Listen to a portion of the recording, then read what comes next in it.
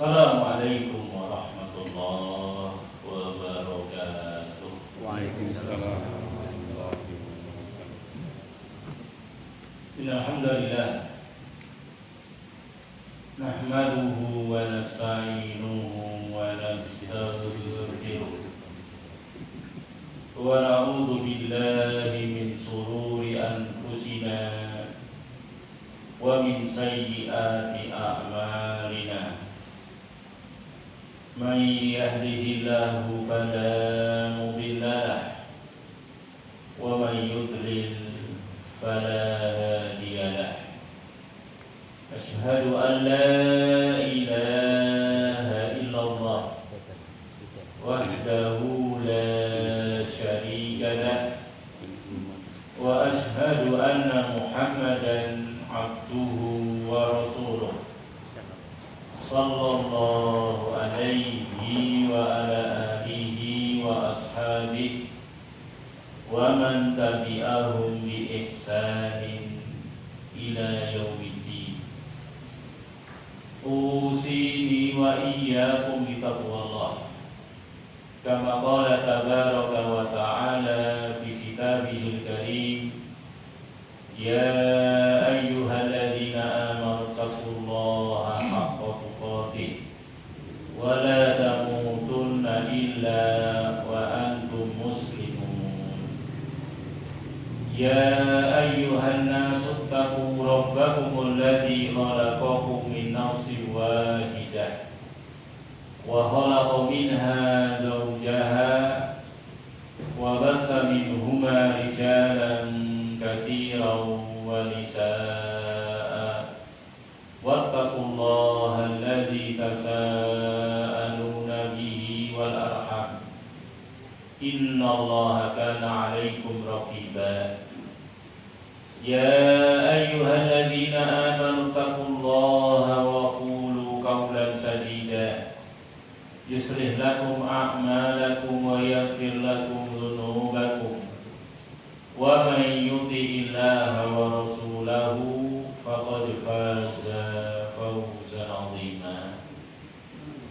Amma ba'du, fa inna asdaqal hadithi kitabullah wa khairal hadyi hadyu Muhammadin sallallahu alaihi wa alihi wa sallam wa sharral umuri muhdatsatuha wa kullu muhdatsatin bid'ah wa kullu bid'atin dhalalah wa kullu dhalalatin finnar. Wassalal muslimin rahimani wa rahimakumullah, ikhwani wa akhwati fillah, a'azzani Allah wa iyyakum jami'an. Alhamdulillah, segala puji hanyalah milik Allah Subhanahu wa ta'ala atas limpahan nikmatnya yang tidak terhitung kepada kita seluruhnya.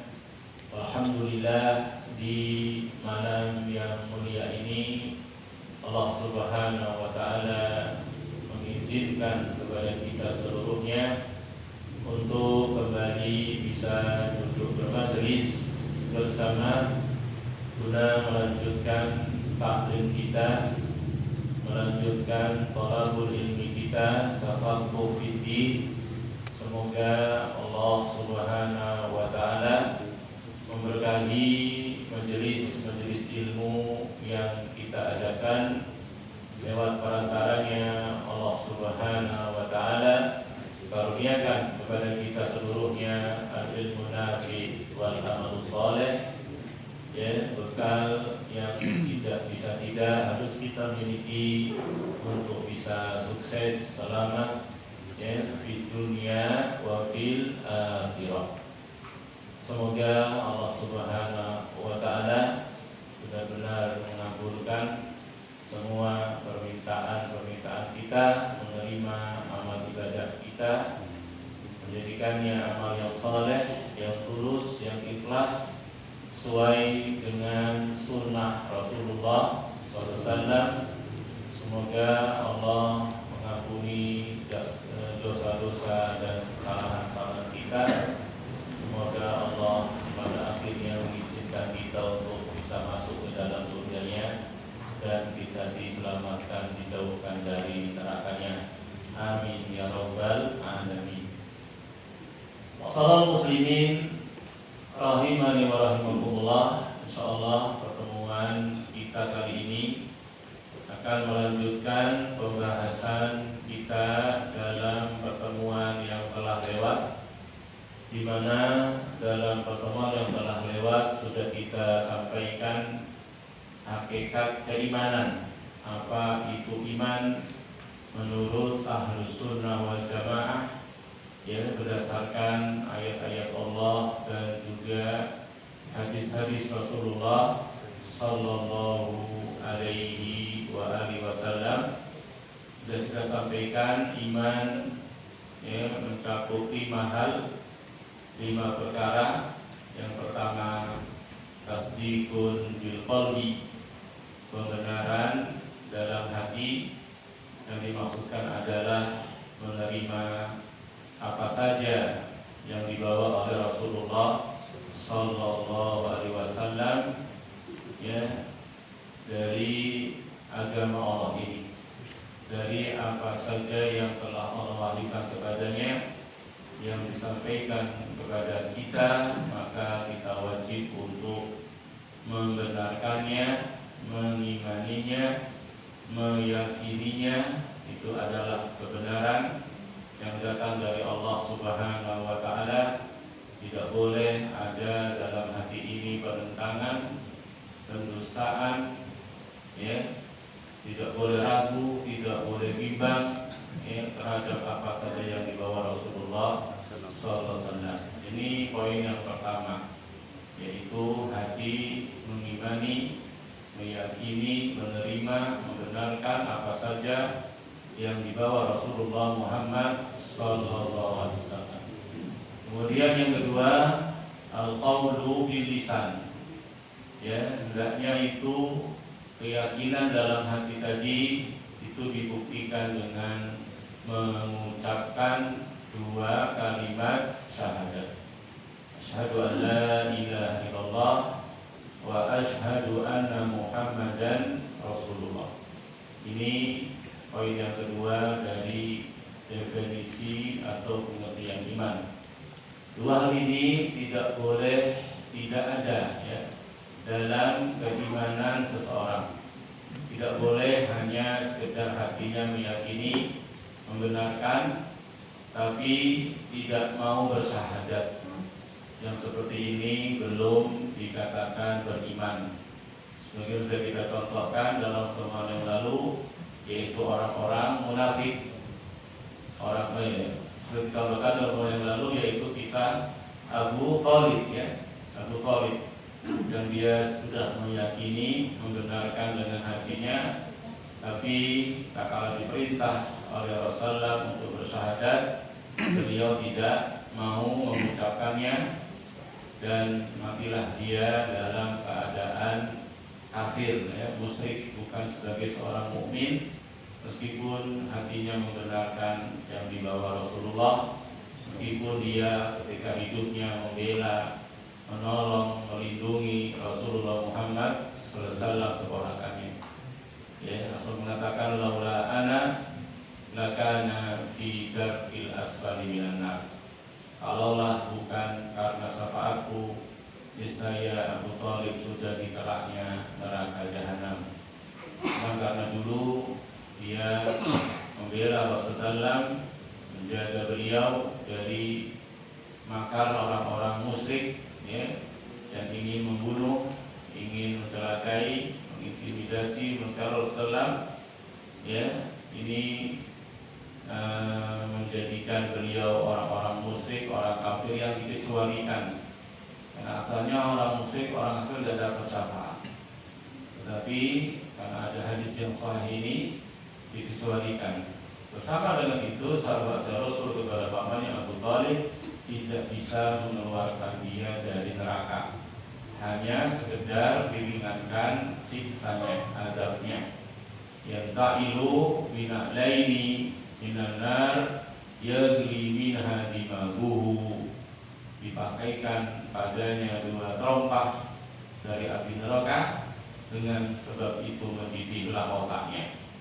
Jadi dari keraknya neraka cuma dipakaikan sandal dari api neraka, iringannya azab, tapi bersama itu sudah menjadikan seluruh tubuhnya merasakan panas yang sangat, bahkan sampai kepalanya, otaknya itu mendidih. Nauzubillahi min dzalik. Dan dia masih kafir, musyrik, belum menjadi seorang muslim, sekalipun sekali lagi dia sudah membenarkan tapi tidak mau bersyahadat. Demikian pula seorang yang sekedar bersyahadat dengan lisannya, tapi hatinya tidak ada mengimani, membenarkan, menerima apa yang dibawa Rasulullah SAW, maka yang seperti ini pun belum dikatakan beriman. Seperti orang-orang munafik, ya, idza ja'akal munafiquna qalu nashhadu innaka la rasulullah. Orang-orang munafik, orang-orang yang nampaknya muslim, zahirnya kayaknya muslim bersyahadat, tapi Allah dalam surat Al-Munafiqun menyatakan wallahu yashhadu innal munafiqina lakadzibun. Ya, Allah bersaksi bahwasanya orang munafik itu bohong, dusta dalam keimanannya. Mengapa? Karena cuma lisannya tok yang bersyahadat, tapi hatinya penuh dengan kekufuran, pendustaan, pengingkaran, keraguan akan apa yang dibawa Rasulullah SAW. Kemudian poin yang ketiga dari akidah Ahlussunnah berkaitan dengan pengertian iman, mereka Ahlussunnah wal Jamaah berdasarkan dari Al-Quran dan hadis, kita sampaikan dalam pertemuan yang lalu, memasukkan amal dalam pengertian iman. Makanya yang ketiga, al-amalu bil arkan. Ya, keimanan itu adalah setelah pembenaran dengan hati, diucapkan dengan syahadat. Yang ketiga adalah diamalkan dengan anggota badan. Ya, sekian banyak amal-amal soleh, ya, sekian ragam bentuk, ya, amal-amal soleh itu semuanya adalah iman, cabang-cabang dari keimanan. Ya, dalam hadisnya Rasul mengatakan al-imanu bid'un wa sab'una subbatan. Sungguhnya iman itu ada 73 cabang lebih. Fa'ala qawlu la ilaha illallah. Yang paling tingginya dari cabang keimanan tersebut adalah ucapan la ilaha illallah. Wa adnaha imatatul adza anil thariq. Dan paling rendahnya dari cabang keimanan adalah menyingkirkan gangguan dari jalan yang mengganggu orang-orang yang lewat. Wal haya'u suhbatun minal iman. Dan malu termasuk cabang dari keimanan. Ya, ada salat, ada puasa, ada zakat, ada haji, ada bersedekah, berinfak, ada zikir, ada baca Quran, ada beramal ma'ruf nahi munkar, memuliakan tamu, memuliakan tetangga, bermuamalah yang baik kepada istrinya, kepada suaminya. Ini semua cabang-cabang keimanan, amal-amal saleh, semuanya masuk dalam pengertian iman, yaitu al-amalu bil arkan. Karena amal dalam akidah Ahlussunnah masuk dalam pengertian iman, maka poin yang berikutnya, yang keempat, iman itu yazidu bi thaatir rahman, bisa bertambah. Ya, semakin orang itu beramal soleh, maka semakin bertambah keimanannya. Ya, kemudian yang terakhir, yang kelima, wayan kusu bito atis syaitan. Iman juga bisa berkurang, ya, dengan mentaati syaitan. Itu dengan dosa, dengan kemaksiatan. Itu ringkasan, ya, kurang lebih dari yang kita bahas dalam pertemuan yang lalu. Insyaallah mulai malam ini dan seterusnya, dari pertemuan-pertemuan yang nantinya Allah izinkan bisa bermajelis kita akan bahas lebih dahulu perkara yang sangat penting, yang sangat urgen dari keimanan tersebut, yaitu arkanul iman, ya, sarfu arkanil iman, penjelasan tentang rukun iman, ya, yang merupakan pokok-pokok, yang merupakan dasar-dasar dari keimanan. Yang ini ya wajib, ya, tidak boleh tidak, harus dipelajari, dimengerti oleh setiap muslim. Ya. Dalam pembahasan ini, sebelum kita bahas lebih jauh dari perincian keimanan, rukun iman yang 6, ada terlebih dahulu kita sampaikan 3 kaidah. 3 kaidah penting berkaitan dengan rukun iman. Ini saya ambilkan dari tulisan Al-Ustaz Firanda Hafizahullah, atau bisa lihat sendiri dalam bukunya Bekal Islam, ya, Bekal Islam. Dia mengatakan kaidah yang pertama, keimanan kepada keseluruhan rukun iman tersebut merupakan keharusan. Ya.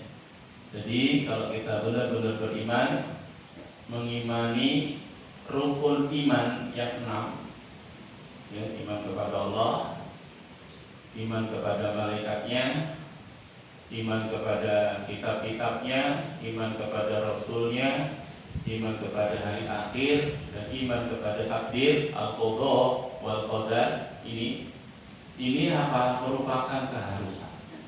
Ini kalau kita bahas dalam pengertian iman tadi, masuk dalam poin yang pertama, tasdiqul bil qalbi, ya, pembenaran dalam hati, menerima apa saja yang telah dikabarkan oleh Rasulullah Sallallahu Alaihi Wasallam. Bahkan ini merupakan dasar-dasarnya, ya, merupakan pokok-pokoknya, ya, arkan, rukun, ya, dari keimanan, tidak bisa tidak.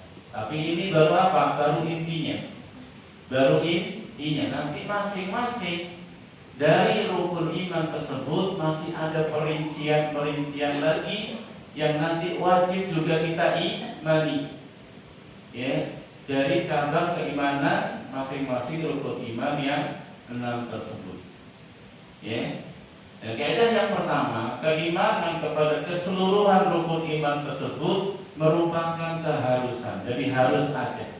Hilang salah satunya, belum dikatakan beriman. Ada orang beriman kepada Allah, katanya beriman kepada malaikat, beriman kepada kitab-kitabnya, rasulnya, hari akhir, tapi nggak mengimani takdir. Nggak ada takdir itu. Ini semua perbuatan saya, pilihan saya.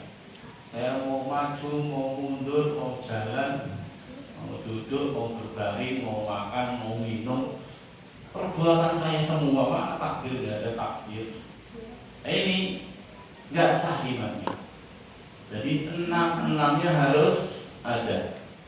Ya, ini yang pertama kaidahnya. Tidak boleh, ya, satu pun hilang, ya, dari keimanan seseorang. Ya, siapa yang mengingkari, mendustakan, menentang, ragu satu saja dari rukun iman yang 6 tersebut, ya, maka apa? Ia kafir, ya, ya, tidak bermanfaat keimanannya kepada rukun-rukun yang lain, belum sah iman, ya, begitu. Allah telah menyebutkan rukun-rukun iman tersebut sebagai suatu keseluruhan yang tidak terpisahkan. Allah berfirman dalam surat Al-Baqarah ayat 285. Allah Subhanahu wa taala sekali lagi menyebutkan rukun-rukun iman tersebut sebagai suatu kesatuan yang tidak bisa dipisah-pisah, ya, harus diimani keseluruhannya. Dalilnya yang pertama surat Al-Baqarah ayat 285. Dan kalau mau kita bahas ini banyak sekali, ya, ayat-ayatnya banyak. Tapi kan nggak mungkin kalau kita sebut semua, ya. Baik, Al-Baqarah 285, Allah berfirman, Amanar rasulu bima unzila ilaihi min rabbih wal mu'minun. Ya, Rasul dan juga orang-orang yang beriman, ya, beriman kepada apa saja yang telah Allah turunkan, yang telah diturunkan oleh Rabb mereka. Ya, Rasul dan orang-orang yang beriman, mereka semuanya beriman bima unzila ilaihi min rabbih, dengan apa yang telah diturunkan Allah kepada Rasulnya tadi, kepada kita. Ya, kullun, semuanya, Rasul dan orang beriman, amana, mereka semuanya beriman billah, kepada Allah, wa malaikatihi, dan malaikat-malaikatnya, wa kutubihi, dan rasul-rasulnya, wa rusuli, dan juga para dan kitab-kitabnya, wa para rasulnya. Ya, la nufarriqu baina ahadin mir rusuli. Mereka tidak membeda-bedakan Rasul yang satu dengan Rasul yang lainnya. Maksudnya semua diimani, semua utusan Allah, semua membawa risalah dari Allah, semuanya mengajak kepada tauhid. Itu nanti sedang perincian sebetulnya. Terus kita imani, semuanya jujur, amanah, telah menyampaikan risalah Allah Subhanahu wa ta'ala, telah menasehati umatnya, telah menunaikan amanah, tidak ada yang dikhianati sedikit pun, tidak ada yang disembunyikan sedikit pun dari wahyu yang Allah berikan kepada masing-masing Rasul tadi, yang disampaikan kepada umatnya. Tidak ada yang disembunyi-sembunyi, tidak ada yang dikorupsi, semua disampaikan. Ini akidah kita kepada masing-masing Rasul. Ya, mereka seluruhnya telah bersungguh-sungguh dengan puncaknya kesungguhan dalam menyampaikan risalah Allah Subhanahu wa ta'ala. Ini globalnya, nanti kita bahas sendiri dalam iman kepada Rasul. Apa sih poin-poin perinciannya? Ini akidah kita semua, ya, dari masing-masing Rasul tersebut, dari yang pertama sampai yang terakhir, itu akidah setiap Muslim. Ya, tidak membeda-bedakannya. Kalau ada orang mengingkari satu saja dari Rasul, maka batal sudah beriman. Ya, orang Yahudi, orang Nasrani, meskipun mereka beriman kepada Isa katanya dengan Injilnya, beriman kepada Musa dengan Tauratnya, ketika mereka mengingkari Muhammad sallallahu alaihi wasallam, tidak mau beriman kepadanya, maka mereka sebenarnya tidak beriman kepada Nabi Isa, tidak beriman kepada Musa, tidak beriman kepada Taurat, tidak beriman kepada Injil. Karena semua Rasul satu sumbernya, satu sumbernya, semua dari salah dari Allah Subhanahu wa ta'ala. Yang membedakan satu saja, satu diingkari, bagi apa? Membatalkan seluruhnya. Karena sumber risalah mereka sama. La nufarriqu baina ahadin min rusuli. Rasul dan orang-orang beriman tidak membeda-bedakan masing-masing Rasul tersebut. Wa qalu sami'na wa ata'na. Mereka mengatakan, yaitu Rasul dan orang beriman tadi, kami mendengar dan kami taat. Ghufranaka rabbana wa ilaikal masir. Ya, kami mohon ampunanmu ya Allah, wahai Rabb kami, dan sungguhnya hanya kepadamu lah kami semua akan kembali. Itu disebutkan iman kepada Allah, malaikatnya, kitab-kitabnya, Rasulnya. Ya, bagaimana iman kepada hari akhir? Mana iman kepada takdir?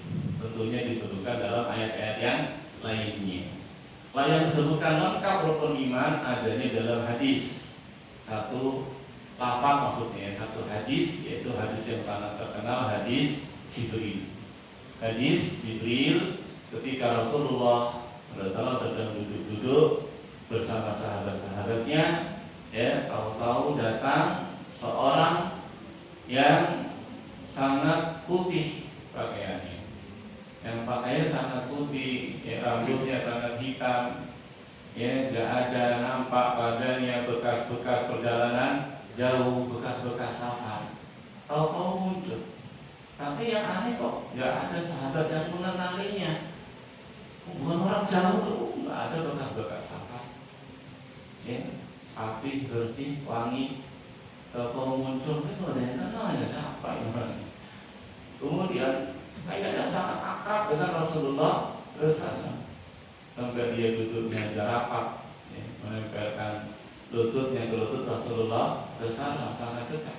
Kemudian bertanya tentang Islam, Rasulullah dengan rukun Islam. Bertanya tentang iman. Nah, ini di pembahasan kita. Rasulullah dengan apa?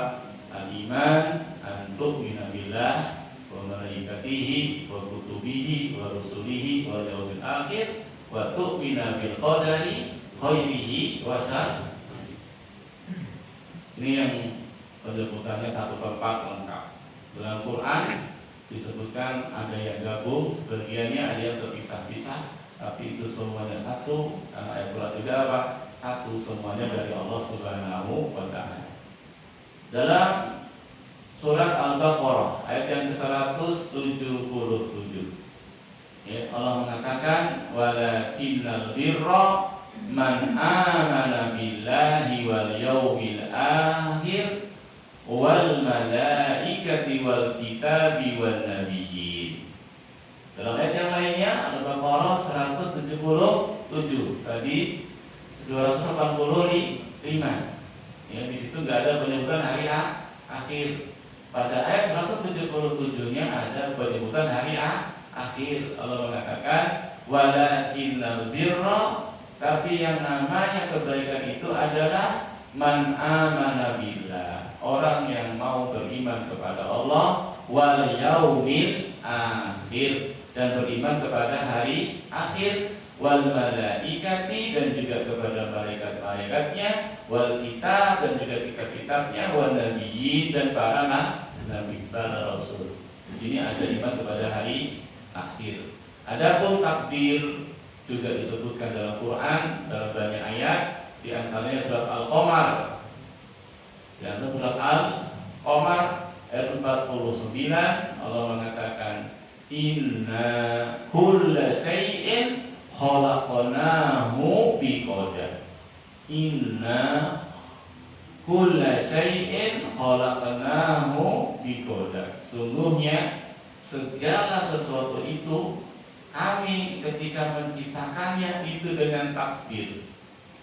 Nanti kalau kita bahas iman kepada takdir, sebelum Allah menciptakan sesuatu, mengadakannya, itu sudah terlebih dahulu Allah ilmui.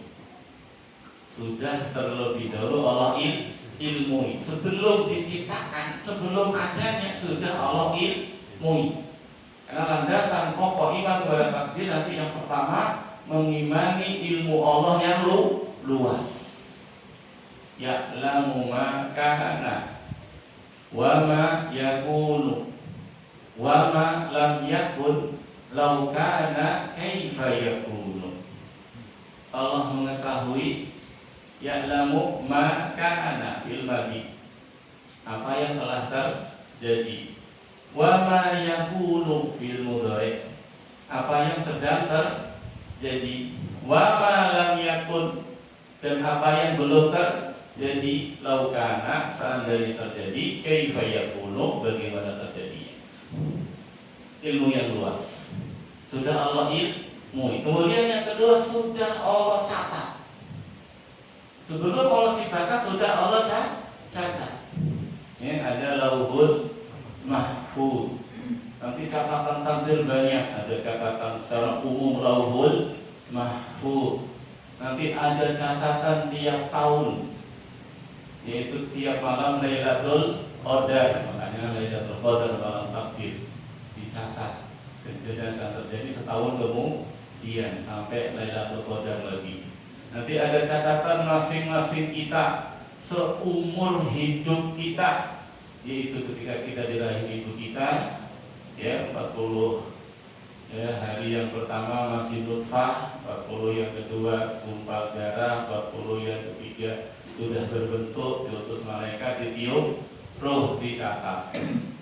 Ya, ajalnya, rezekinya, amalnya, sampai nanti surga atau neraka. Ada nanti catatan harian. Ma yalfidhu min qawlin illa ladaihi raqibun atid. Tidaklah terlafaz satu ucapan pun, satu lafaz pun, kecuali ada malaikat yang mengawasi dan mencatatnya. Nanti ini pembahasan iman kepada takdir itu perincian itu. Nah, ini semuanya wajib diimani. Satu saja diingkari, ragu, ditentang, batal iman itu nanti. Ini masuk apa? Masuk dalam tasdiqul bil qalbi, kalau dalam pengertian iman. Ya. Baru kemudian Allah ciptakan. Ya. Allah Subhanahu wa taala berfirman dalam surat Al-Hadid ayat 22. Apa kata Allah? Ma asaba min musibatin fil ardi wala fi anfusikum illa fi kitabin min qabli an nabraha. Ya, tidak ada satu musibah pun yang terjadi di bumi atau yang menimpa diri kalian. Tidak ada satu musibah pun yang terjadi di bumi atau yang menimpa diri kalian illa fi kitab, kecuali apa? Sudah tercatat sebelum terjadinya itu musibah. Dalam hadis sampai disebutkan, kata Allahu maqadirul khalaiqi qabla an yakhluqas samawati wal arda bi khamsina alf sana. Rasulullah hadisnya, ya, Allah sudah catat ini takdir seluruh makhluk 50.000 tahun sebelum diciptakan langit dan bumi. Sudah tercatat tadi. Sudah Allah ilmui, sudah Allah catat musibah-musibah tadi sebelum terjadinya, baik yang terjadi di bumi secara umum atau yang menimpa masing-masing diri kalian. Semuanya apa? Illa fi kitab. Tidak ada itu musibah seluruhnya kecuali sudah dicatat dalam sebuah kitab. Min qabli an nabra'ah. Sebelum kami mewujudkannya, menjadikan musibah tersebut. Sebelum tsunami, sebelum banjir, sebelum gempa, dan seterusnya sudah tercatat, sudah Allah ilmui lebih dahulu. Inna dzalika 'alallahi yasir. Yang demikian itu sangat-sangat mudah bagi Allah. Ya, saya sampaikan dalam masalah-masalah baru seperti ini. Itu ucapan seorang muslim, sami'na wa amanna wa sodaq. Kami telah dengar kabarnya, kami imani, kami benar. Jangan dahulukan akal, jangan dahulukan perasaan, jangan dahulukan omongan-omongan orang siapapun untuk membantah, menolak, ragu, mengingkari kabar yang telah datang kepada kita dari Allah dan Rasul. Sami'na wa amanna wa sodaq. Saya dengar, saya imani, saya benarkan. Bila lima wa kaifa. Gak pakai kenapa demikian? Kok kayak gitu ya? Kok iya? Gak boleh begitu. Ngeyel, bisa batal imamnya. Akal nggak boleh tempat di situ. Perkara gaib. Ya, maka sudah disampaikan kemarin, secara akal saja kita nggak ada alasan menolak kabar beritanya Allah dan Rasul.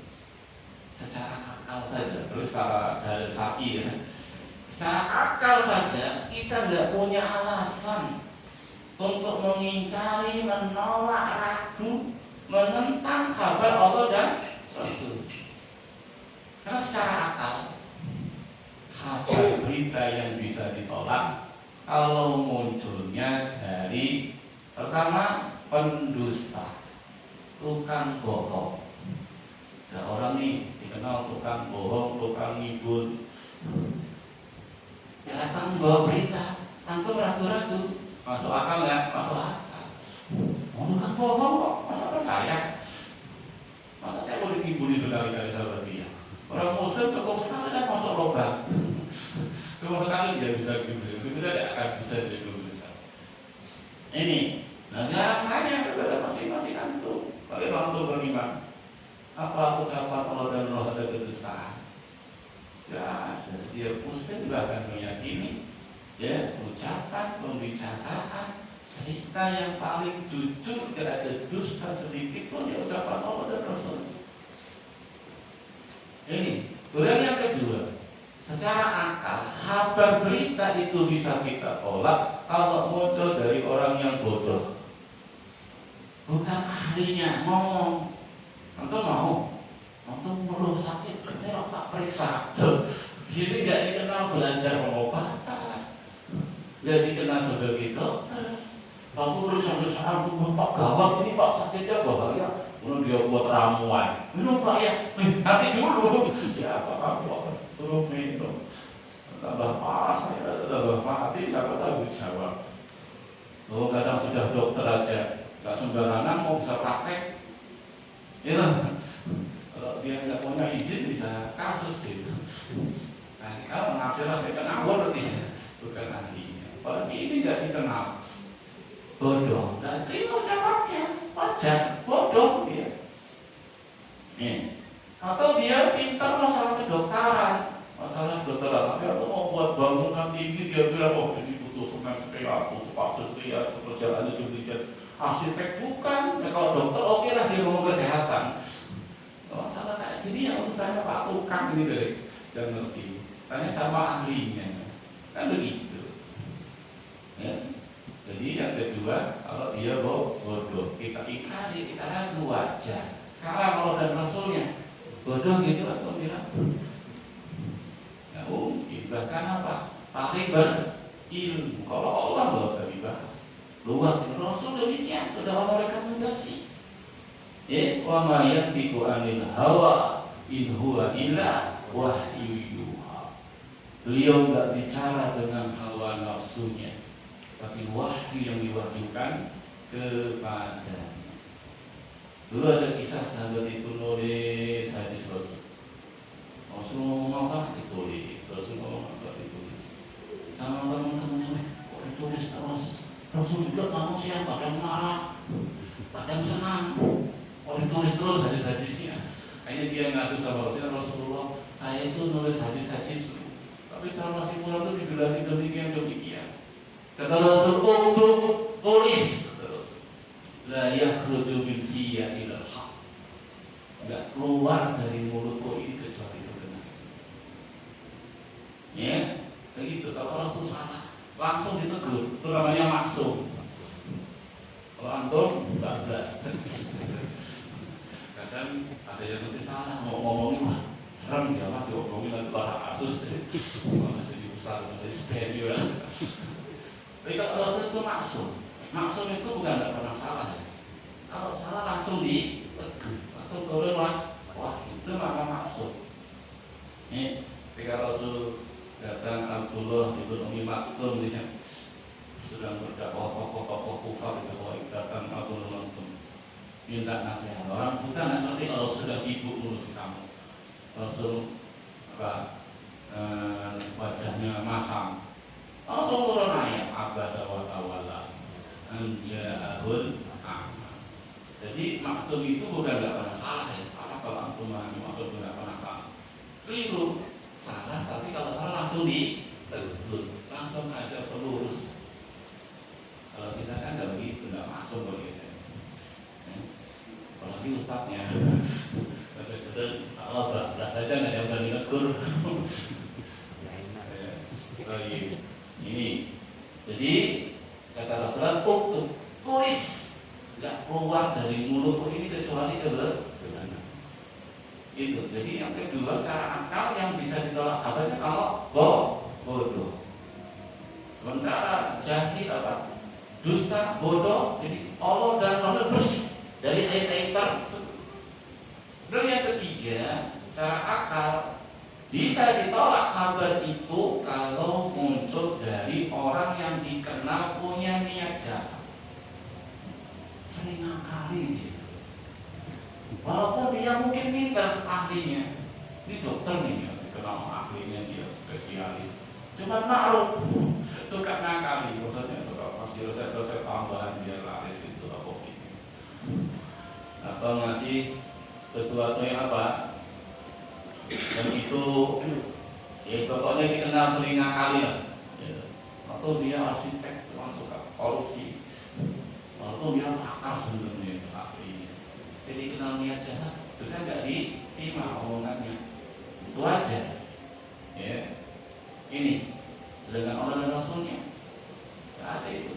Dan sampai aku sudah sama Allah dan Rasulnya, bahaya itu. Mana ibarat itu?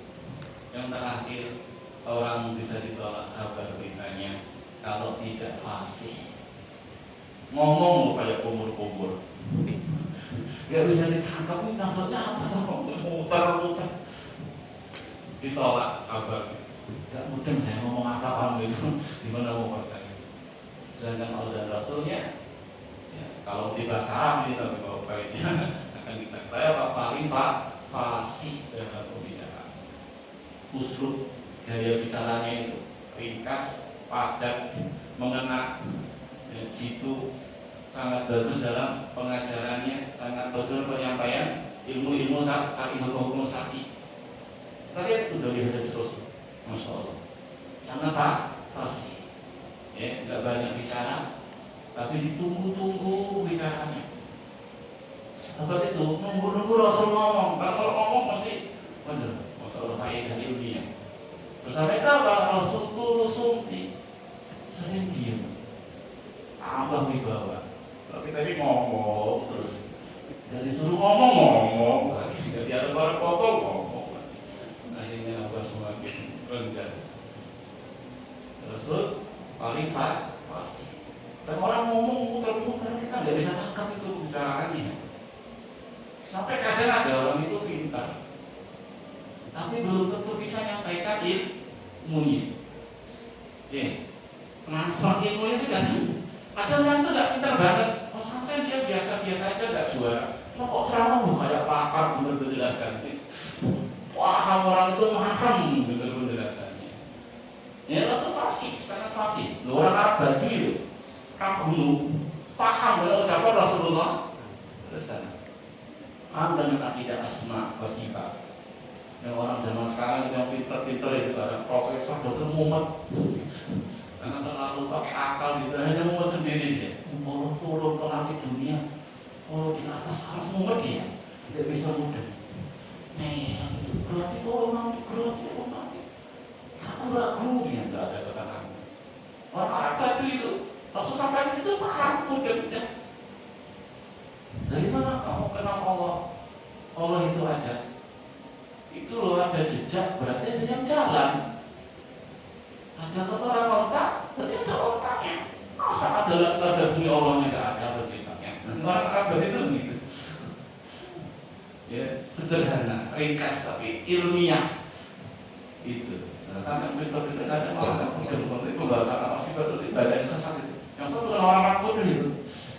Orang-orang yang belajar filsafat gitu, yang pakai akal yang main itu perasaan itu menyimpang biasanya nanti.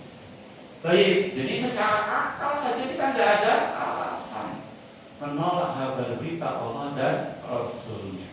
Karena secara akal yang bisa ditolak masuk akal kalau mendusta, kalau bodoh, kalau dikenal dengan niat jahat, kalau tidak fasih dalam berbicara. Sedangkan semua ayat ini Allah dan Rasulnya bersih. Karena tidak ada alasan juga. Yang tadi sekali lagi masalah iman apalagi sami'na wa amanna wa shadaqna. Saya imani, ya, saya dengar ayatnya, hadisnya, saya imani, saya benarkan, tidak ada ragu, tidak ada bimbang, tidak ada lima wa kaifa. Lima, mengapa demikian? Kaifa, bagaimana demikian tidak ada pertanyaan seperti itu? Dan lima dibenarkan. Baik, mungkin ini dulu. Sudah masuk isya ya. Kita sholat isya dulu. Nanti kita lanjutkan pada sholat isya insya Allah.